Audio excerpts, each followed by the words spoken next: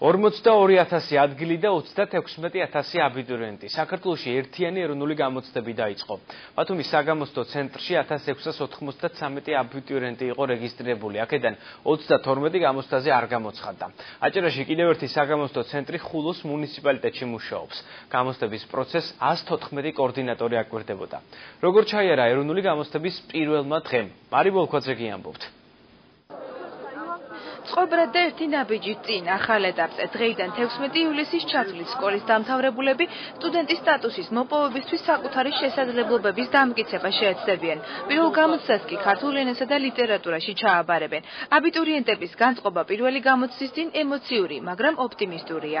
საერთოდ არ უნერვიულობ, საათის გამოცდებზე უფრო ემოციებით დატვირთული იყო და უფრო ვინერვიულობ და ეხლა დაცვილი ვარ ყველანაირი ემოციისგან და კარგ განწყობაზე ვარ და იმედი მაქვს მაქსიმალურ ქულას გამოვიდა.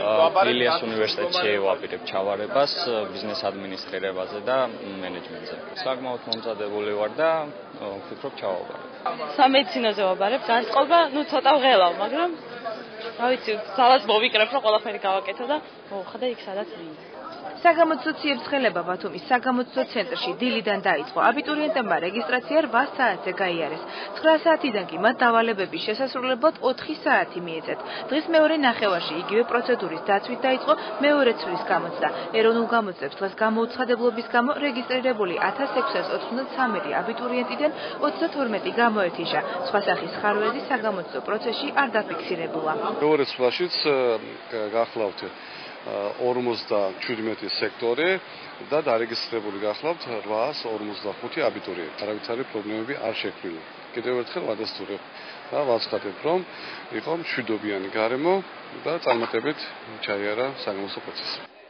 პირველი საგამოცდო დღე დარღვევების გარეშე დასრულდა ხულოშიც. ქართული ენის და ლიტერატურის გამოცდაზე რეგისტრირებული 124 აბიტურიენტიდან მხოლოდ 2 არ გამოცხადდა. აღარ ვნერვიულობ იმდენად დანარჩენ გამოცდებზე, იმიტომ რომ უკვე მივიღე გამოცდილება, დღეს მქონდა ქართულში გამოცდა.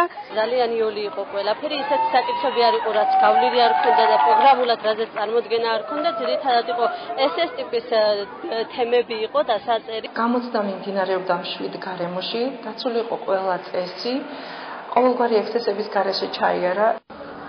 ტრადიციულად წელსაც ზაფხულის თაკარამზეს მოთმინებით გაუძლეს აბიტურიენტების გულშემატკივრებმა. მშობლების და შვილების მოლოდინი ოპტიმისტურია. რეპეტიტორებთან ინტენსიური მზადების შემდეგ ისინი გამოცდებზე დადებით შედეგს ელოდებიან. ბავშვები უკვე შეჩვეულები არიან ამ ეროვნული გამოცდების მიმდინარეობას და მგონია რომ წარმატებით ჩააბარებენ. ნამდვილად უნდა გაამართლოს, ძალიან კარგად მეცადინეობდა, დატვირთული იყო და კმაყოფილი იყო თავისი მეცადინეობით და ნამდვილად ალბათ გაამართლებს იმედებს. ძალიან კარგი განწყობა და მოლოდინია, შვილს ახლა რა თქმა უნდა. და ყველა ბავშვს უსურვებ წარმატებებს, ყველაფერს საუკეთესოს უსურვებ ახალგაზრდა თაობას. ძალიან კარგი სიტუაცია იყო 7. რა ვიცი, ტესტები ნორმალური, არც თუ ისე რთული. ჩემთვის არ იყო რთული. რა ვიცი, გავეცი და ვნახოთ. მარტივი იყო თუ ადამიანი ან აზროვნებს ან რაღაცა ოდნავ შეუძლია რაღაცა რომ გააკეთოს, დაწერს აუცილებლად და ყველა ჩააბარებს და ყველას წარმატებებს უსურვებ. თანაბრად იყო ყველაფერი რა, ლოგიკურად უნდა გამიშვალო და თან ცოდნაც უნდა ქონოდა საკმარისი. სადაბარებ? აქ ვაბარებ ხელოვნების უნივერსიტეტში არქიტექტურაზე. აბიტურიენტთა უსაფრთხოებისთვის დილიდან საგამოცდო ცენტრთან მობილიზებული სასწრაფო და სახანძრო სამსახურების დახმარება საჭირო არ გამხდარა. გამოცდების მიმდინარეობას გაეცნო რეგიონის განათლების მინისტრის, რომელიც წლების განმავლობაში ბათუმის საგამოცდო ცენტრს ხელმძღვანელობდა. ბათუმის საგამოცდო ცენტრი ჩემის აზრით ერთ-ერთი ყველაზე უფრო კარგი ცენტრია, თავისი ადგილმდებარეობით, აუდიტორიების ფორმით, განათებით და პლუს ეს ადამიანური ფაქტორი, რომელიც გასათვალისწინებელია.